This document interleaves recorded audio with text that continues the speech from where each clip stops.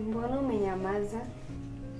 Mvuto wa tabasamu lako umezifilisi semi katika kinywa changu. Mboni zangu zimetekwa na uzuri wako. Moyo wangu umebadili mapigo yake ili kusanifu ala za uba.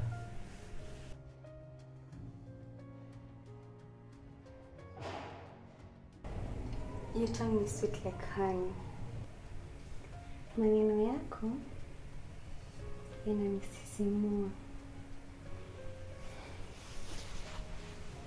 Nakupenda sana. Hakika unanilevya.